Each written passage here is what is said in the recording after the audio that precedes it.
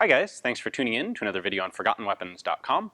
I'm Ian. I'm here today at the Rock Island Auction Company taking a look at some of the guns that they're going to be selling in their upcoming February of 2017 regional auction. And we've got one here that it's a cool story because for a long time this gun was a complete mystery, and now it's actually something that's really fairly easily and readily available to people, at least here in the US. This is a Nepalese Gahendra rifle, named after the general who was responsible for its development. Now these are typically called like Nepalese Martinis or Gahendra Martinis because they are very similar to the eye to British Martini Henry rifles. However, these actually technically are not Martinis, and we'll get into why in just a moment. These rifles were manufactured at some point starting in the 1880s. It's pretty hazy exactly when. A lot of the documentation and the history on these rifles is a bit speculative just because of their background. But they wanted to have their own military force, certainly the rulers of the country did, but the British didn't really want them to have modern arms. They wanted them, they needed to arm them to keep, the government had to have a military force just to stay in control of the country, but they didn't want to give them anything that was too modern. So there was this tension back and forth between the Nepalese wanting better arms and the British not really wanting to supply them. And this is an interesting situation where this is a rifle that was entirely manufactured domestically in Nepal. Instead of, when the British wouldn't give them guns, they said, well, okay, fine, we'll look into making our own.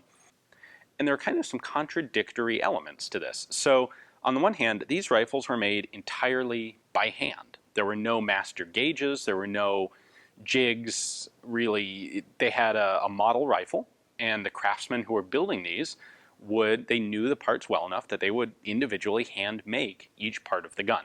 This was not an assembly line type manufacture. And so the production quantity of these, or the production rate, was a whopping 4 rifles per day out of, I believe, the Sundarijal arsenal. I could be totally wrong on that, but I think that's where these were manufactured.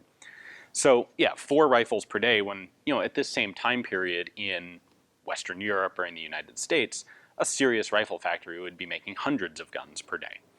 Now, because of this non-assembly line, individually handcrafted structure, none of the parts on these guns are really interchangeable with each other. They're all hand-fitted, elaborately hand-fitted. And to a lot of people, that means they're of low quality. However, they're actually pretty high quality guns. They're well made. The guys who made these were talented artisans. They knew what they were doing.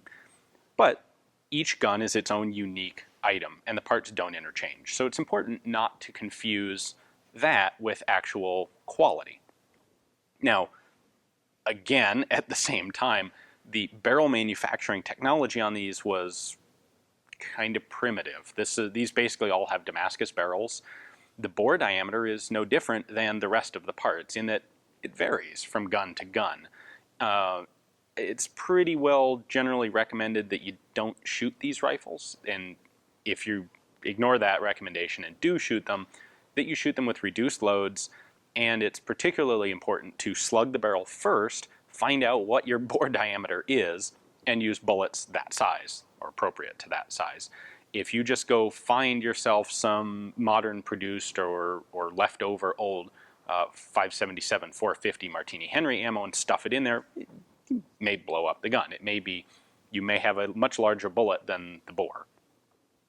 And by the way, these were chambered ostensibly for 577 450 Martini, which makes sense. That's the standard British cartridge of the period, and when the Nepalese did get guns from the British, that's what they would have been chambered for.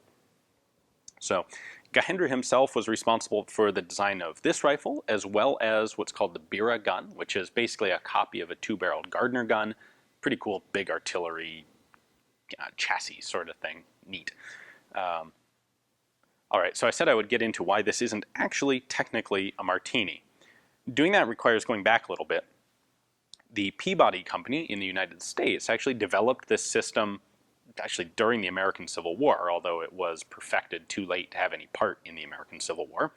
And a bunch of guns of this style were tested by the British. Now, the Peabody design actually has a flat spring and a hammer. And the front of the hammer has a firing pin, and it slides through a recess in the breech block, hits the primer, fires, etc. Martini was a Swiss gunsmith who came up with an improvement to the system and basically replaced the hammer with a striker. So it no longer has this long flat spring in the bottom of the action. It's got a coil spring and a striker. This is a much more reliable and rugged system. And the Gahendra here follows the original Peabody style, kind of similar to a Peabody or a Wesley Richards of about 1869 or 1870 vintage. It's got a flat spring, it's got a hammer with a firing pin on the end of the hammer, and thus, without the coil spring and striker improvement, it's not actually a Martini. However, the rifling in the barrels is actually Henry pattern rifling. So if you wanted to give this its appropriate British style name, it would be a Peabody / Gahendra / Henry.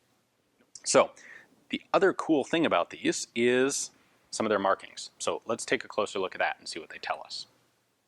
All right, so we've got some really cool exotic looking script here. I believe this is Hindu script. There are a couple markings elsewhere on the gun, but we'll start with this, which is the back of the receiver, the rear tang here, and the back of the receiver.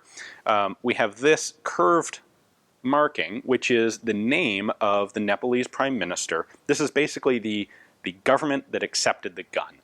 And in this case, it's Chandra Shamshar.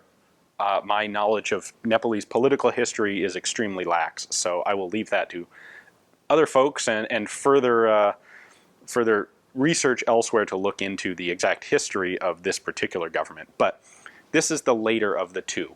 There's a second variation that people find, that can be found, that was made, where you've got a longer and slightly more curved set of markings here, which actually refer specifically to Gahendra himself. So a couple different series of these rifles being produced.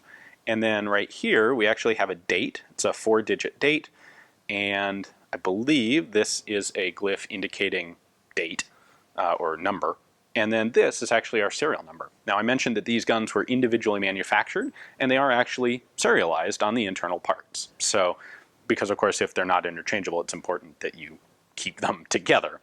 So all of these are in this Hindu script, and if we translate them, we have here serial number 144, and this date says 1962, which doesn't make a lot of sense, except the Nepalese calendar was at this point actually offset from the standard European calendar by 57 years. So this date actually translates to 1905. Now, when IMA brought these out of Nepal, the Nepalese government certified that they were all manufactured pre-1899 and they are all legally antiques. There's some discussion as to exactly what these dates represent, and a lot of people suggest that they're actually the date that the guns were inventoried and put in storage, which seems plausible. That's certainly something that could have been done at that point. So a couple other markings that we have on here. Down on the underside of the loading lever, I believe this is an arsenal marking that translates to Sundarijal Arsenal in Nepal. So that's where the guns were actually manufactured. And then if we pop the lever up, so this number is a bit difficult to get a good camera angle on, but here, again, on the underside or on the top of the loading lever, we have our serial number again, which is 144. It looks like 988 because we're kind of westernizing those numbers. It's actually 144. So we have one other set of markings here on the rear sight, 100, 200, 300, and 400. Yards, meters, not entirely sure actually what that unit of measurement was, but in general, what rifles always use throughout history are paces, something that's approximately equivalent to a pace.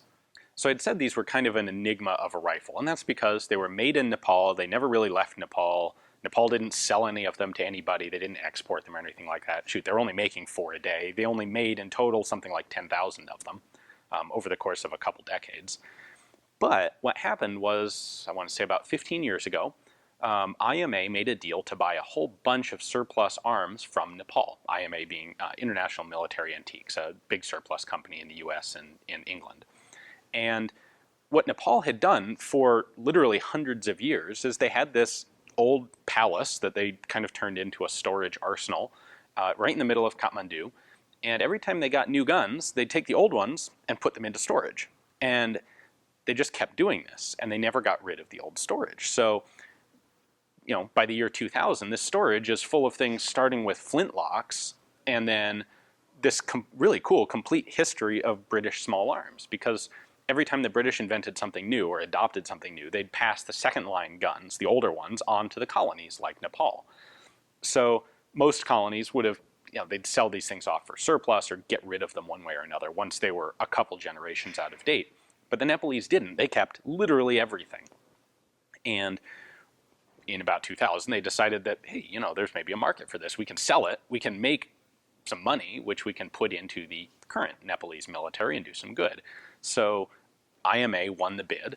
There were a bunch of companies competing to try and buy this. And what they bought was basically the entire contents of, I think it was this 5-story old palace jammed to the rafters with old guns. And that included basically all of the Gahendra rifles. So they went from being something that was a unicorn, completely unavailable to anybody, to all of a sudden now, if you want one, IMA is selling them. And of course, Rock Island has one here in this particular auction. So it was really cool for people to be able to actually see these rifles and see a substantial number of them and get an idea for, learn about the history. What do the markings mean? Well, if you only ever see one gun, it's hard to interpret anything from markings. But when you can see thousands of them and compare the markings, and patterns emerge, and we can learn what they mean. So really a cool rifle that is readily accessible to collectors today, despite the fact that historically it's been a just fantastically rare, unavailable, and unknown gun.